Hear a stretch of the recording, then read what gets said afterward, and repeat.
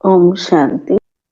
ಒಬ್ಬ ಸಹೋದರಿಯ ಪ್ರಶ್ನೆ, ಶ್ರೀ ಶ್ರೀ 108 ಜಗದ್ಗುರು ಒಬ್ಬ ಪರಮಪಿತ ಪರಮಾತ್ಮ ಆಗಿದ್ದಾರೆ ಎಂದು ಹೇಳ್ತಾರೆ. ಅದರ ಅರ್ಥವೇನು? ಬಾಬರವರು ಹೇಳ್ತಾರೆ, ಈ ಪ್ರಪಂಚದಲ್ಲಿ ಗುರು ಯಾರೂ ಇಲ್ಲ. ಸದ್ಗುರು ಅನ್ನೋ ಅದರ ಅರ್ಥ ಯಥಾರ್ಥವಾಗಿ ಯಾರೂ ತಿಳಿದಿಲ್ಲ. ಮತ್ತು ಶ್ರೀ ಅದರ ಶಬ್ದಾರ್ಥವು ಯಾರಿಗೂ ಗೊತ್ತಿಲ್ಲ. ಮತ್ತು ಜಗದ್ಗುರು ಯಾರು? 108 ಜಗದ್ಗುರು ಯಾರು? ಈ ಸಕಲ ವಿಷಯಗಳ ಸಾರ, ಸತ್ಯ ಸಾರ ಅಥವಾ ಸತ್ಯ ಜ್ಞಾನ ಒಬ್ಬ ರಚಯಿತನಾದ ಪರಮಾತ್ಮನೇ ತಿಳಿಸಬಲ್ಲರು. ಏಕೆಂದ್ರೆ ಅವರೊಬ್ಬರೇ 108 ಜಗದ್ಗುರು ಆಗಿದ್ದಾರೆ. ಅವರು ಸರ್ವ ಆತ್ಮಗಳ ಹಾನಿ ಪಂಡ ಆಗಿದ್ದಾರೆ. ಅವರ ಮಕ್ಕಳೇ ಪಾಂಡವರು. ತಂದೆಯ ಹಾಗೆ ಆತ್ಮಿಕ ಮಾರ್ಗದರ್ಶಕರು ಆಗಿರ್ತಾರೆ ಅಂತ ಬಾಬಾ ಹೇಳ್ತಾರೆ.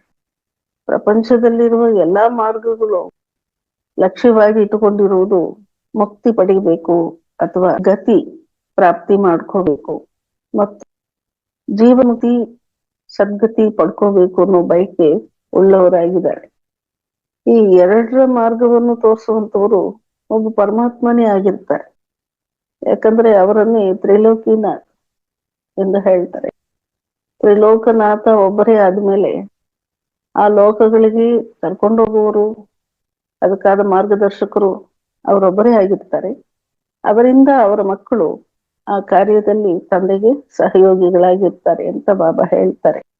ಮರಣದ ಪ್ರಪಂಚ ಇದು, ಅಕಾಲ ಮೃತ್ಯುಯ ಪ್ರಪಂಚ ಮತ್ತು ಅವರ ಸ್ವಧರ್ಮಗಳಿಗೆ ಮರಣ ಆಗ ಹಾಗೆ ಪರಿಸ್ಥಿತಿಗಳಲ್ಲಿ ಸಿಕ್ಕಾಕೊಳ್ತಾರೆ. ಸುಖ ಮರೆಯಾಗುತ್ತೆ, ಶಾಂತಿ ಮರೆಯ, ಪವಿತ್ರತೆ ಇಲ್ಲದೆ ಆಗಿದೆ. ಇವುಗಳು ಮರೆಯಾಗುವುದರಿಂದ ಅದಕ್ಕೆ ಮರಣ ಬಂದ ಅಷ್ಟು ಅಧರ್ಮ ಹೆಚ್ಚಾಗಿದೆ. ಸ್ವಧರ್ಮ ಮರೆಯಾಗಿ ಅಧರ್ಮ ಹೆಚ್ಚಾಗಿದೆ. ಆದ್ರಿಂದ ಪ್ರತಿಯೊಂದು ಆತ್ಮ ಅದನ್ನು ಮತ್ತೆ ಪಡ್ಕೋಬೇಕು ಅನ್ನೋ ಪ್ರಯತ್ನದಲ್ಲಿದ್ದಾರೆ. ಆದ್ರೆ ಅದಕ್ಕೆ ಮಾರ್ಗ ಯಾರು ತೋರಿಸ್ತಾರೋ, ಅದು ಮರೆಯಾಗೋದಕ್ಕೆ ಕಾರಣ ಏನಾಗಿದೆ ಅದರ ಜ್ಞಾನ ಕೊಡುವಂತವ್ರೆ ಗುರು. ಅಜ್ಞಾನ ಅಂಧಕಾರವನ್ನು ತೆಗೆದುಹಾಕುವಂತವರನ್ನೇ ಗುರು ಎಂದು ಅರ್ಥವನ್ನು ಶಾಸ್ತ್ರಗಳು ಕೊಟ್ಟಿದೆ. ಮತ್ತು ಸತ್ಯವಾದ ಗುರು, ಶಾಶ್ವತವಾದ ನೆಲೆಯನ್ನು ತೋರಿಸುವಂತವರು ಗುರು.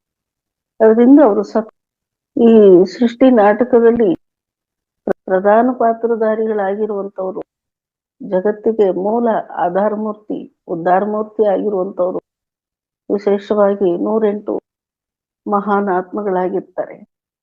ಅವರೇ ಸ್ವರ್ಗದ ಪಾಲಕರಾಗಿರ್ತಾರೆ. ವಿಷ್ಣು ಮತ್ತು ವಿಷ್ಣು ವಂಶದವರು, ವಿಷ್ಣು ಮತ್ತು ವೈಷ್ಣವರ ಪಾಲನೆ ಮಾಡುವಂತವರಾಗಿರ್ತಾರೆ.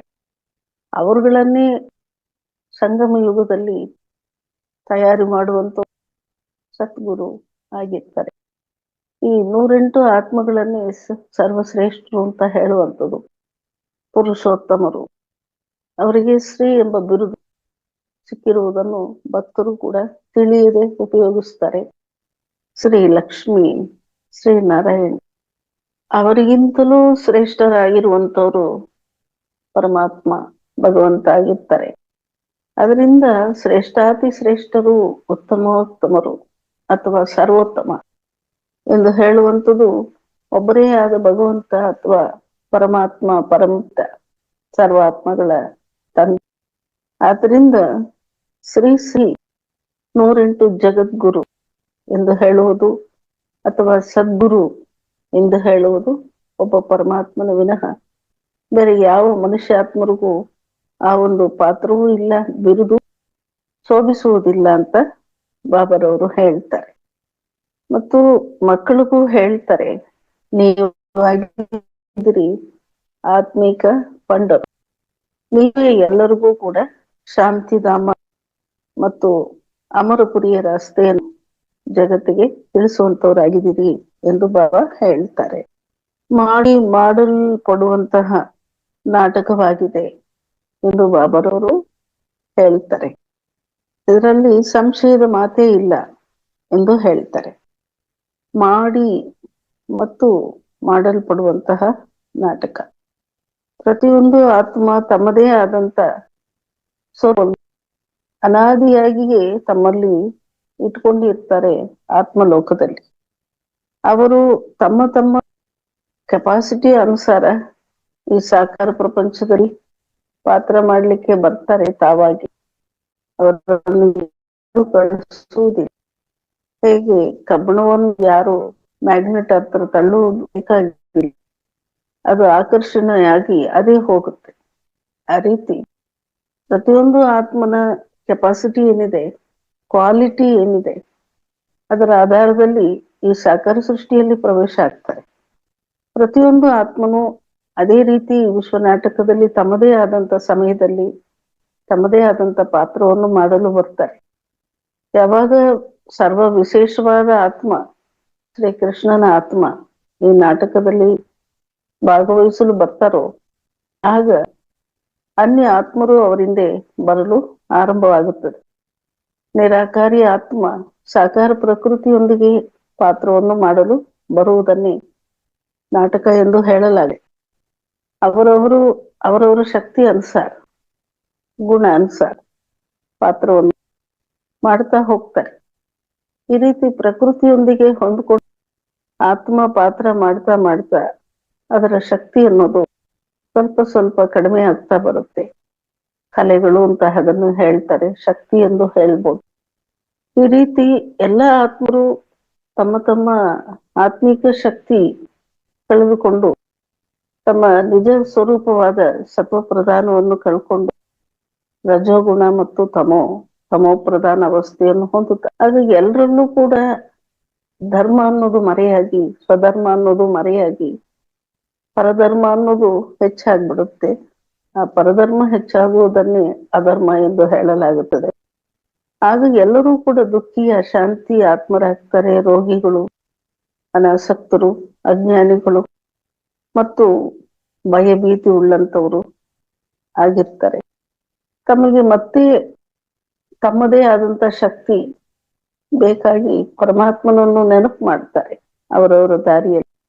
ಆಗ ಸರ್ವ ಮಹಿಮೆಗಳು ಇರುವಂತ ಪರಮಾತ್ಮ ಈ ಸೃಷ್ಟಿಗೆ ಬಂದು ಸಕಲ ಆತ್ಮರು ಅವರವರಿಗೆ ಬೇಕಾದ ಸ್ವಧರ್ಮದ ಜಾಗೃತಿಯನ್ನು ಮಾಡ್ತಾರೆ. ಮತ್ತೆ ಅವರವರ ಸ್ಥಾನಕ್ಕೆ ಹಿಂತಿರುಗಿ ಹೋಗುವಂತ ಬಲವನ್ನು ತುಂಬಿಸ್ತಾರೆ. ಆಗ ನಾಟಕ ಪೂರ್ತಿ ಆಗುತ್ತೆ. ಮತ್ತೆ ಅವರವರ ಸ್ಥಾನಕ್ಕೆ ಹೋಗಿ ತಮ್ಮ ಲೋಕದಲ್ಲಿ ತಮ್ಮ ಸ್ಥಾನದಲ್ಲಿ ಕೂತ್ಕೊಳ್ತಾರೆ. ಇವರೆಲ್ಲರೂ ಬಳಸಿದ ಈ ಪ್ರಕೃತಿಯು ಕೂಡ ತಮೋ ಪ್ರಧಾನ ಅವಸ್ಥೆಯನ್ನು ಹೊಂದಿ ಮತ್ತೆ ಸತ್ವ ಪ್ರಧಾನ ಅವಸ್ಥೆಯನ್ನು ತಗೊಳ್ತದೆ.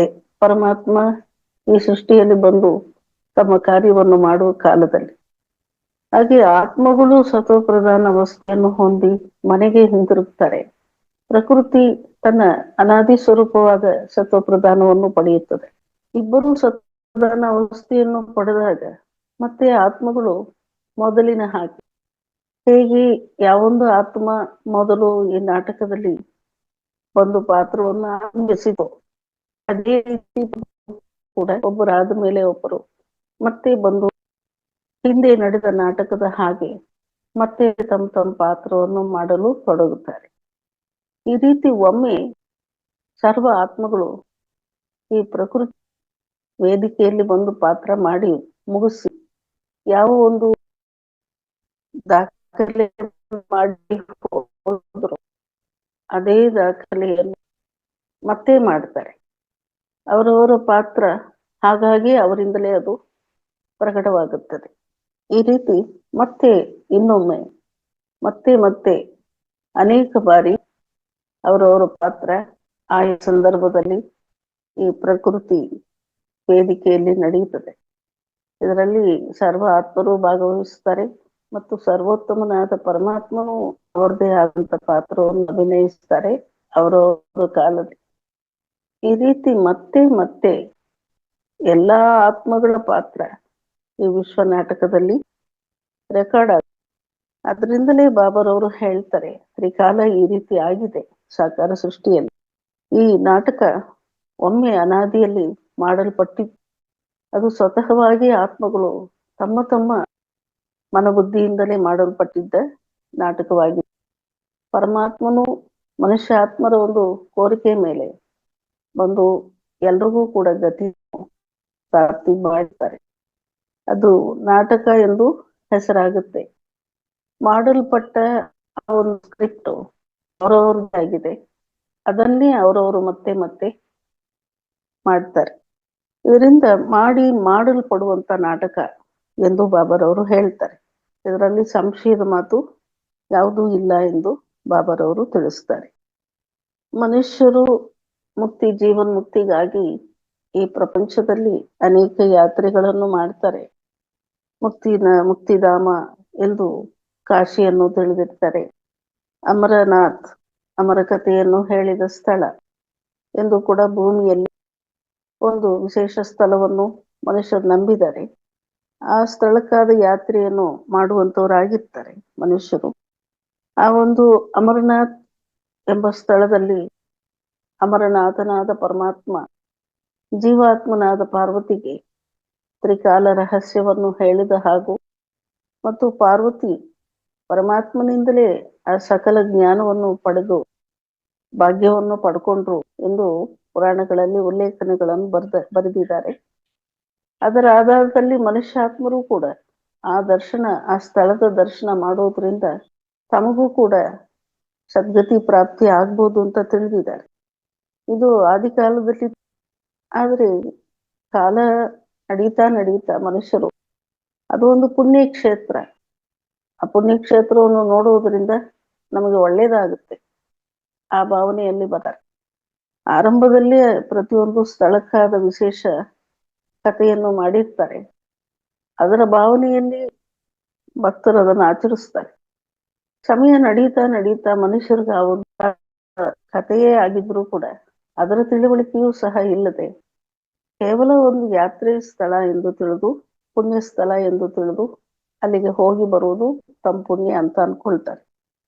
ಅದೇ ರೀತಿ ಪುರಾಣಗಳಲ್ಲಿ ಕೂಡ ಅಮರಪುರಿ ಎಂದು ಸ್ವರ್ಗವನ್ನು ವರ್ಣಿಸ್ತಾರೆ. ಆಗ ಅಮರಪುರಿ ಎಂಬುದು ಪ್ರಪಂಚದಲ್ಲಿ ಈ ಸಾಕಾರ ಸೃಷ್ಟಿಯಲ್ಲಿ ಇರುವ ಜಾಗ ಅಥವಾ ಇಂದ್ರಲೋಕ, ದೇವತೆಗಳು ವಾಸ ಮಾಡುವ ಇಂದ್ರಲೋಕವು, ಅದು ಮನುಷ್ಯರಿಗೆ ಗೊತ್ತಿಲ್ಲ. ಎರಡನ್ನೂ ಹೇಳ್ತಿರ್ತಾರೆ. ಆದ್ರೆ ಪರಮಾತ್ಮ ತಂದೆ ಹೇಳ್ತಾರೆ, ಅಮರಪುರಿಗೆ ಹೋಗಬೇಕಾಗಿದ್ದ ಸಮಯ ಪರಮಾತ್ಮ ಒಲಿತಾರೆ. ಅಮರ ಕಥೆಯನ್ನು ಮಕ್ಕಳಿಗೆ ತಿಳಿಸಕ್ಕೆ ಬಂದಿದ್ದೀನಿ ಅಂತ ಹೇಳ್ತಾರೆ. ಆದ್ರೆ ಅಮರಪುರಿಗೆ ಹೋಗಬೇಕಾದ ಆತ್ಮಗಳು ಅಮರರಾಗಬೇಕಾಗಿದೆ. ಮರಣವನ್ನು ಜಯಿಸಬೇಕಾಗುತ್ತೆ. ಶರೀರದಿಂದ ಇಚ್ಛಾ ಮರಣ ಹೊಂದಿ ಹೋಗಬೇಕಾಗುತ್ತೆ. ಮತ್ತು ಅಮರತ್ವವಾದ ಆದಿ ವಿಶೇಷತೆಗಳನ್ನು ತಂದೆಯಿಂದ ಭಾಗ್ಯದ ರೂಪದಲ್ಲಿ ಪಡ್ಕೋಬೇಕಾಗಿದೆ. ಪರಿಶುದ್ಧ ಆಗ್ಬೇಕಾಗಿದೆ ಆತ್ಮ. ಆ ನಂತರವೇ ಆತ್ಮಗಳು ಜೀವಾತ್ಮ ರೂಪದಲ್ಲಿ ಅಮರರಾಗಿ ವೈಕುಂಠ ಅಥವಾ ಸ್ವರ್ಗದಲ್ಲಿ ವಾಸ ಮಾಡಲಿಕ್ಕೆ ಹೋಗಲಿದ್ದಾರೆ. ಅದರಿಂದ ಅಮರಪುರಿ ಎನ್ನುವುದು ಪರಿಶುದ್ಧವಾದ ಸ್ವರ್ಗವನ್ನು ಗುರುತಿಸ್ತದ ಅಥವಾ ಭೂಮಿಯಲ್ಲಿ ನರಕದಲ್ಲೇ ಇರುವ ಒಂದು ಸ್ಥಳವ, ಯಾವುದೂ ಕೂಡ ಮನುಷ್ಯರಿಗೆ ಗೊತ್ತಾಗುವುದಿಲ್ಲ. ಆದರೂ ಮನುಷ್ಯರು ಅಲೆದಾಡ್ತಾನೆ ಇರ್ತಾರೆ. ತಿಳುವಳಿಕೆ ಕೊಡುವವರಂತೂ ಈ ಪ್ರಪಂಚದಲ್ಲಿ ಯಾರೂ ಇಲ್ಲ.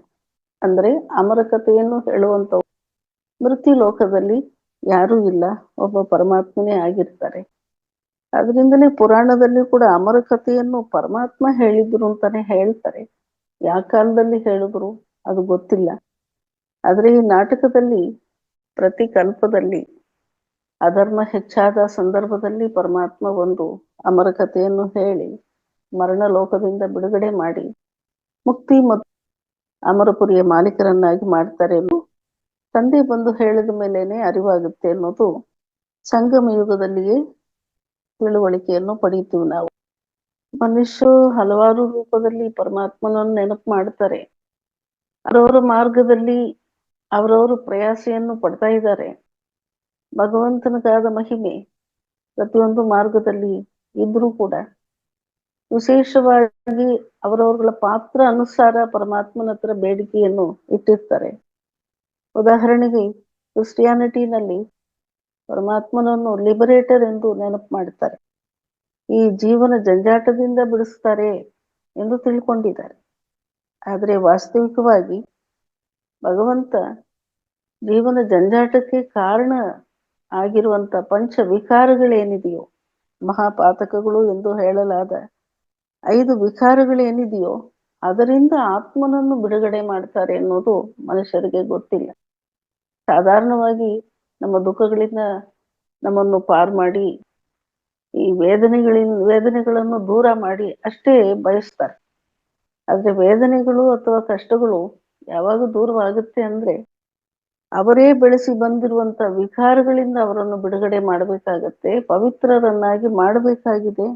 ಅದುವೇ ವಾಸ್ತವಿಕವಾದ ಲಿಬರೇಷನ್ ಎಂದು ಮನುಷ್ಯರಿಗೂ ಗೊತ್ತಿಲ್ಲ. ಲಿಬರೇಟ್ ಮಾಡಿ, ದುಃಖದಿಂದ ದೂರ ಮಾಡಿ ಎಂದು ಹೇಳ್ತಾರೆ. ದುಃಖಕ್ಕೆ ಕಾರಣವೇ ಆಗಿರುವುದು 5 ವಿಕಾರಗಳು ಎಂದು ಬಾಬರವರು ಹೇಳ್ತಾರೆ. ಅದನ್ನೇ ಮುಕ್ತಿ ಎಂದು ಹೇಳಲಾಗುತ್ತದೆ. ಮತ್ತು 5 ವಿಕಾರಗಳು ಇಲ್ಲದ ಸುಖದ ಜೀವನ ಕೊಡಿ, ಇದನ್ನು ಕೂಡ ಭಕ್ತರು ಬಯಸ್ತಾರೆ.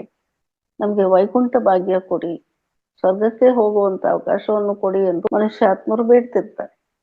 ಅದನ್ನೇ ಸುಖಧಾಮ್ ಎಂದು ಕರೆಯುವ ಸತ್ಯುಗದ ಬದುಕಾಗಿದೆ, ಅಮರಪುರಿಯಾಗಿದೆ. ಆ ಒಂದು ಭಾಗ್ಯವನ್ನು ಕೂಡ ತಂದೆನೇ ಕೊಡಬೇಕಾಗುತ್ತೆ. 5 ವಿಕಾರಗಳಿಂದ ಬಿಡುಗಡೆ ಮಾಡಿ, ಪವಿತ್ರ ಮಾಡಿ, ಶಾಂತಿಯನ್ನು ಕೊಡುವುದು ಲಿಬರೇಷನ್ ಅಂದ್ರೆ 5 ವಿಕಾರಗಳಿಲ್ಲದೆ ಸಂಪೂರ್ಣ ಸುಖ, ಶಾಂತಿ, ಸಂಪತ್ತು, ಆರೋಗ್ಯ, ಐಶ್ವರ್ಯ, ಸಂಬಂಧ ಎಲ್ಲವನ್ನೂ ಭರ್ಪೂರಾಗಿ ತುಂಬಿ ಅವರು ಜೀವಾತ್ಮರಾಗಿ ಎಲ್ಲದರ ಮಾಲೀಕರಾಗಿ ಆನಂದವಾಗಿ ಬದುಕುವಂತ ಬದುಕನ್ನು ಕೊಡುವುದು ಜೀವನ್ ಮುಕ್ತಿಯಾಗಿದೆ. ಈ 2 ಆಸ್ತಿಯನ್ನು ಅವರವರ ಬಯಕೆ ಅನುಸಾರ ಪ್ರಾಪ್ತಿ ಮಾಡಿಕೊಡಲು ತಂದೆ ಈ ಸೃಷ್ಟಿಗೆ ಬರ್ತಾರೆ. ಪ್ರತಿ ಕಲ್ಪದಲ್ಲಿ ಯಾರ್ಯಾರು ಯಾವ್ಯಾವ ಭಾಗ್ಯವನ್ನು ತಂದೆಯಿಂದ ಪಡ್ಕೊಳ್ತಾರೋ ಅದರ ಅನುಸಾರ ಪರಮಾತ್ಮನ ಮಹಿಮೆಯನ್ನು ಅವರವರ ಸ್ಥಾನದಲ್ಲಿ ಹೇಳ್ತಾ ಇರ್ತಾರೆ. ಅದು ಕ್ರೈಸ್ತ ಮಾರ್ಗದಲ್ಲಿ ಇರುವಂತವರು ತಿಳ್ಕೊಳ್ತಾರೆ, ನಮ್ಮನ್ನು ಭಗವಂತ ಲಿಬರೇಟ್ ಮಾಡ್ತಾರೆ ಈ ಪ್ರಪಂಚದ ಜಂಜಾಟದಿಂದ. ನಾವು ಇಲ್ಲಿಂದ ಬಿಡಿಸ್ಕೊಂಡು ಆ ಪರಲೋಕದಲ್ಲಿ ಎಲ್ಲಿ ಪರಮಾತ್ಮ ಇರ್ತಾರೆ ಅಥವಾ ಕರ್ತ ದೇವಾನುದೇವ ಇರ್ತಾರೋ ಪರಮಂಡಲದಲ್ಲಿ, ಅಲ್ಲಿಗೆ ಹಿಂತಿರುಗಿ ಹೋಗ್ತೀವಿ. ಅಲ್ಲಿ ಹೋಗಿ ನಮ್ಮ ರಾಜ್ಯವನ್ನು ನಾವು ಮಾಡ್ತೀವಿ ಎಂದು ತಿಳಿದಿದ್ದಾರೆ. ಕ್ರೈಸ್ತ ಹೇಳಿದ್ರು ಅಂತ ಕೂಡ ಬೈಬಲ್ ಹೇಳುತ್ತೆ, ನಾನು ನಿಮ್ಮೆಲ್ಲರನ್ನು ಹಿಂತಿರುಗಿ ತಂದೆಯ ವಾಸ ಸ್ಥಳದಲ್ಲಿ ಕರ್ಕೊಂಡು ಹೋಗ್ತೀನಿ, ನಿಮ್ಮೆಲ್ಲರನ್ನು ಅಲ್ಲಿ ಆರಾಮಾಗಿ ಕೂರಿಸ್ತೀನಿ, ಅಲ್ಲಿ ನಮ್ದು ರಾಜ್ಯ ಬರುತ್ತೆ. ನಮ್ಮ ರಾಜ್ಯ ಭೂಲೋಕದಲ್ಲಿ ಇಲ್ಲ, ಪರಲೋಕದಲ್ಲಿ ಇದೆ ನಮ್ಮ ರಾಜ್ಯ ಎಂದು ತಿಳಿದಿದ್ದಾರೆ. ಆದ್ರೆ ಬಾಬರವರು ಹೇಳ್ತಾರೆ, ಮುಕ್ತಿಧಾಮ ಅನ್ನೋದು ಅದು ವಿರಾಮವನ್ನು ತಗೊಳ್ಳುವಂತ ಜಾಗ ಮಾತ್ರವೇ ಆಗಿದೆ ವಿನಃ ಪಾತ್ರ ಮಾಡುವಂತ ಜಾಗ ಅಲ್ಲ. ಅದು ಈ ಸಾಕಾರ ಸೃಷ್ಟಿನೇ ಸುಖ, ಶಾಂತಿ ಅಥವಾ ದುಃಖ ಮತ್ತು ಅಶಾಂತಿಯನ್ನು ಪಡೆಯುವ ಸ್ಥಳವಾಗಿದೆ. ಇದನ್ನು ತಿಳಿಯುವುದೇ ಜ್ಞಾನವಾಗಿದೆ. ಆ ಜ್ಞಾನವನ್ನು ಒಬ್ಬ ತಂದೆ ವಿನಃ ಯಾರೂ ಕೊಡಕ್ಕೆ ಸಾಧ್ಯವಿಲ್ಲ ಎಂದು ಹೇಳ್ತಾರೆ. ಇನ್ನು ಹಿಂದೂ ಧರ್ಮದಲ್ಲಿ ಭಕ್ತರು ತಿಳಿದಿರ್ತಾರೆ, ಈ ಭೂಲೋಕ ಮನುಷ್ಯರು ಪಾತ್ರ ಮಾಡುವಂತ ಸ್ಥಳವಾಗಿದೆ. ಇಲ್ಲಿ ಮಾಡುವ ಕರ್ಮ ಅನುಸಾರ ಪಾಪವನ್ನು ಅನುಭವಿಸಕ್ಕೆ ನರಕಕ್ಕೆ ಹೋಗ್ಬೇಕು ಮತ್ತು ಸುಖವನ್ನು ಭೋಗಿಸಕ್ಕೆ ಸ್ವರ್ಗಕ್ಕೆ ಹೋಗ್ಬೇಕು. ಅದು ಎರಡೂ ಕೂಡ ಬೇರೆ ಬೇರೆ ಜಾಗದಲ್ಲಿದೆ. ಸ್ವರ್ಗ ಭೂಮಿಗೆ ಮೇಲಾಗಿದೆ, ಭೂಲೋಕವನ್ನು ದಾಟಿ ಇನ್ನೊಂದು ಲೋಕವಾಗಿದೆ ಸ್ವರ್ಗ. ಅದೇ ರೀತಿ ನರಕ ಭೂಮಿಯನ್ನು ದಾಟಿ ಕೆಳಗಡೆ ಪಾತಾಳದಲ್ಲಿದೆ ಎಂದು ತಿಳಿದಿರ್ತಾರೆ. ಯಾವ ವಿಷಯನೂ ಮನುಷ್ಯರಿಗೆ ಯಥಾರ್ಥವು ಅರಿತಿಲ್ಲ. ಅದರಿಂದ ಪರಮಾತ್ಮ ಸರ್ವಜ್ಞ, ಜ್ಞಾನಪೂರ್ಣ, ಜ್ಞಾನ ಸೂರ್ಯ, ಜ್ಞಾನ ಸಾಗರ್ ಅವರೇ ಬಂದು ತಿಳಿಸ್ಬೇಕಾಗತ್ತೆ. ಸುಖ, ದುಃಖ ಮತ್ತು ಕರ್ಮ ಎಲ್ಲವೂ ಈ ಕರ್ಮಕ್ಷೇತ್ರದಲ್ಲೇ ಇರುತ್ತೆ. ಇದನ್ನು ಇಲ್ಲೇ ಅನುಭವಿಸ್ಬೇಕಾದ್ರೆ ಈ ಪ್ರಪಂಚ ಉತ್ತಮವಾಗಿದ್ದಾಗ ಇದು ಸ್ವರ್ಗ ಅನಿಸ್ಕೊಳ್ಳುತ್ತೆ. ಆ ಸ್ವರ್ಗವನ್ನು ತಂದೆ ರಚನೆ ಮಾಡ್ತಾರೆ ಮಕ್ಕಳಿಗಾಗಿ. ಮಕ್ಕಳಾದ ಆತ್ಮರು ತಮ್ಮ ತಮ್ಮ ಬಲಹೀನದಿಂದ ನರಕವನ್ನು ಅವರೇ ಸೃಷ್ಟಿ ಮಾಡ್ಕೊಳ್ತಾರೆ. ಅದರಿಂದ ಸಿಕ್ಕಾಕೊಂಡು ಒದ್ದಾಡುವಾಗ ತಂದೆ ಬಂದು ಈ ದುಃಖದಿಂದ ಬಿಡಿಸಿ ಇಲ್ಲಿರುವ ತೊಂದರೆಗಳಿಂದ ಕಾಪಾಡಿ, ಈ ತೊಂದರೆ ಮಾಡ್ತಾ ಇರೋ ಜಗತ್ತನ್ನು ಪರಿವರ್ತನೆ ಮಾಡಿ ಆತ್ಮಗಳನ್ನು ಆ ಪರಲೋಕ ಏನಿದೆ ಅಥವಾ ಮುಕ್ತಿಧಾಮ ಏನಿದೆ ಅಥವಾ ನಿರ್ವಾಣಧಾಮ ಏನಿದೆ ಅಲ್ಲಿಗೆ ಕರ್ಕೊಂಡು ಹೋಗ್ತಾರೆ ಅವರವರ ನಂಬಿಕೆ ಅನುಸಾರ. ಆದ್ರೆ ತಂದೆಯ ಹತ್ರ ಸಂಬಂಧವನ್ನಿಟ್ಟು ತಂದೆಯ ಮಾರ್ಗದಂಗೆ ನಡೆದು ಶ್ರೇಷ್ಠ ಕರ್ಮಗಳನ್ನು ತಂದೆ ಹೇಳಿದ ಹಾದಿಯಲ್ಲಿ ಮಾಡಿದ ವಿಶೇಷ ಆತ್ಮರಿಗೆ ಇದೇ ಸಾಕಾರ ಸೃಷ್ಟಿಯಲ್ಲಿ ಸ್ವರ್ಗ ಮತ್ತು ವೈಕುಂಠ ನಿರ್ಮಾಣವಾಗುತ್ತೆ ತಂದೆಯಿಂದ. ಅಲ್ಲಿ ಆ ಪಾತ್ರ ಮಾಡಿದ ಆತ್ಮಗಳು ತಂದೆಯಿಂದ ಆ ಭಾಗ್ಯವನ್ನು ಪಡೆದು ಸ್ವರ್ಗ ಇದೇ ಸಾಕಾರ ಸೃಷ್ಟಿಯಲ್ಲಿ ಮುಖ್ಯವಾಗಿ ಭಾರತದಲ್ಲಿ ಇರುತ್ತೆ ಅನ್ನೋ ತಿಳುವಳಿಕೆಯನ್ನು ಪಡೆಯುತ್ತಾರೆ ಅಂತ ಬಾಬಾರವರು ಹೇಳ್ತಾರೆ. ಅದರಿಂದ ಸ್ವರ್ಗವೋ ನರಕವೋ ಬೇರೆ ಕಡೆ ಇಲ್ಲ. ಪರಲೋಕ ಅನ್ನೋದು ರಾಜ್ಯ ಮಾಡುವ ಸ್ಥಾನ ಅಲ್ಲ, ಅದು ಆತ್ಮಗಳು ವಾಸ ಮಾಡುವ ಸ್ಥಾನ ಅಂತ ಬಾಬಾರವರು ಹೇಳ್ತಿದ್ದಾರೆ.